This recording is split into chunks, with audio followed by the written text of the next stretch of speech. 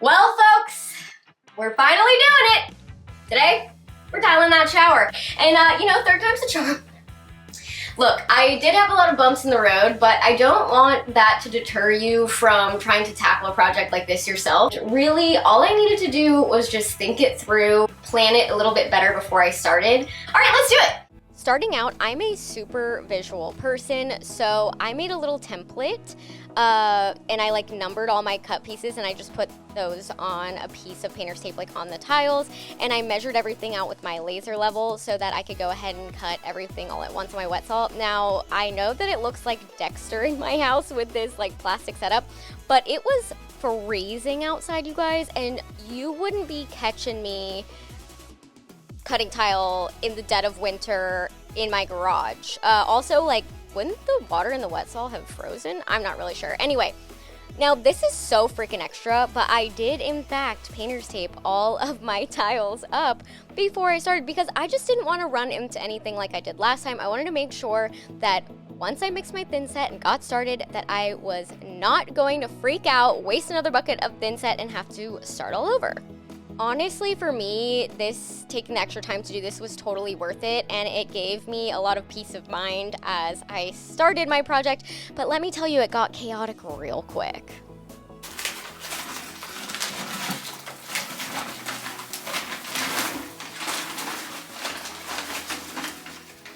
Woo!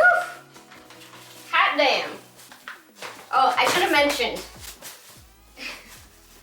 These pants are gonna get messed up. I have a timer going over here because you mix it for 3 minutes, let it sit for 5. You guys get it, you don't care. Oh.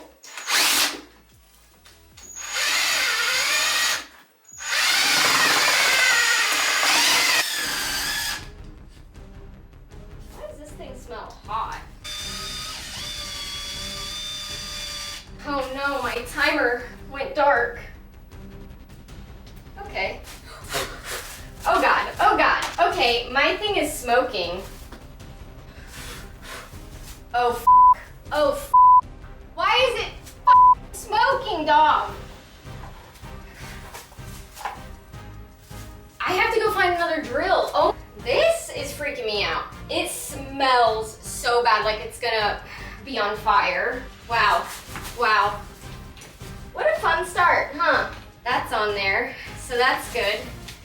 Now I need a freaking extension cord. Oh, it smells so bad in here. I don't even know how to work this. Does this not? Oh, I didn't plug it in. That's insane. Okay, here we go.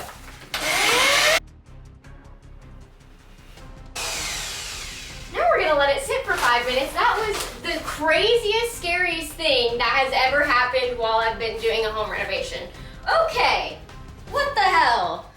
And that right there is why this series is called Hot Mess Lake House Renovation.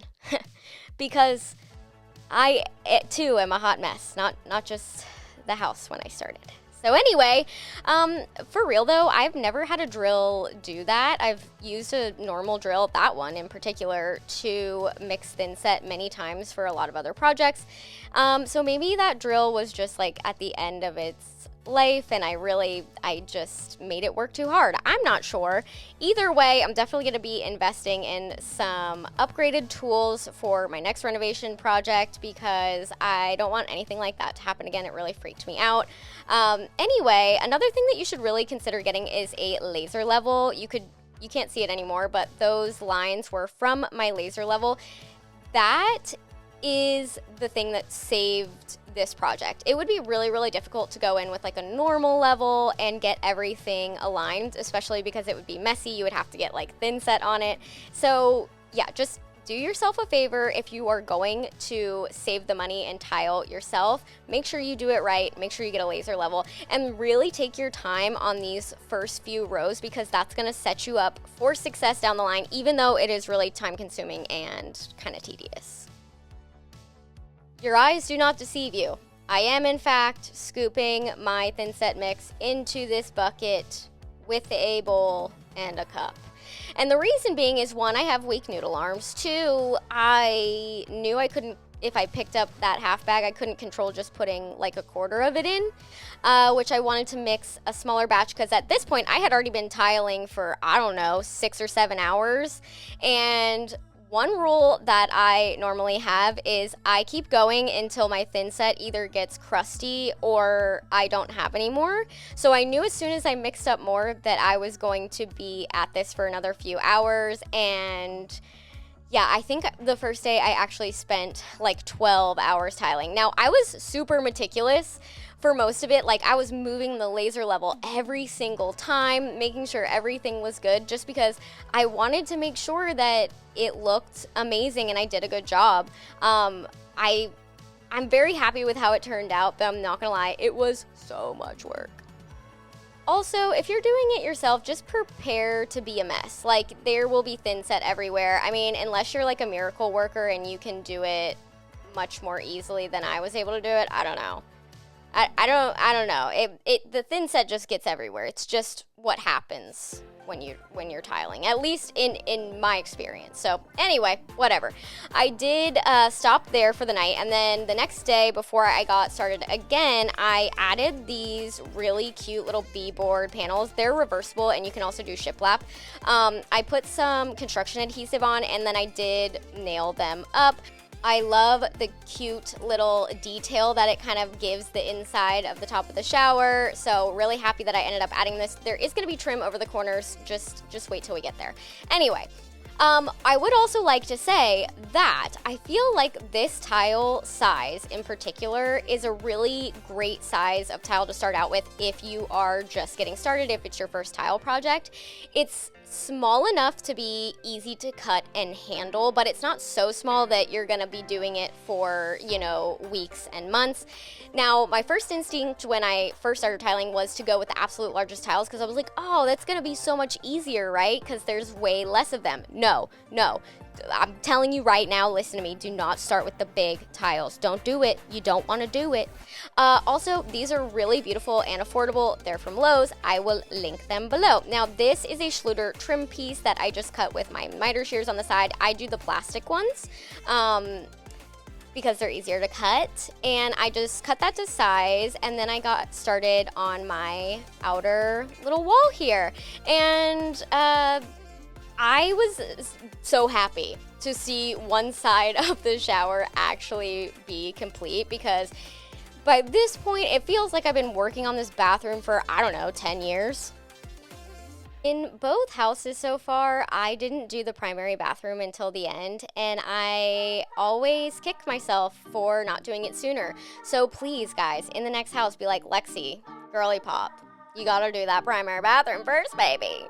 Because you're going to be really happy you did. Because, like, this turns out so good, and I didn't even ever get to take a shower in here, which is really sad. Anyway, took out all the spacers after everything dried. I mixed up my grout. Now, I thought that we grabbed a white bag of grout, but we sure didn't. We got a warm gray, which I mean is fine. It kind of like went with the floors, and it ended up working out, but it just wasn't really my vision for this. I think that white would have looked better.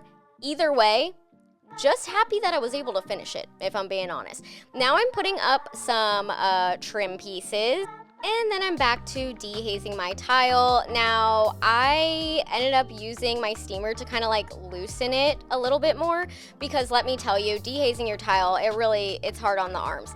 Then I did caulk the corners and the bottom, like all of the seams, with 100% silicone caulk, and that is because grout is actually not waterproof, and you want to make sure that those seams are 100% waterproofed. Anyway, I did have to patch up by my light because there was like a little hole that it didn't end up covering, and then it was time to paint the rest of the baseboards and the quarter round that I had added, and all this trim on the side. Now, I'm really proud of myself because I was so meticulous, okay? I didn't put any painter's tape down, and guess what? I got none on the floor.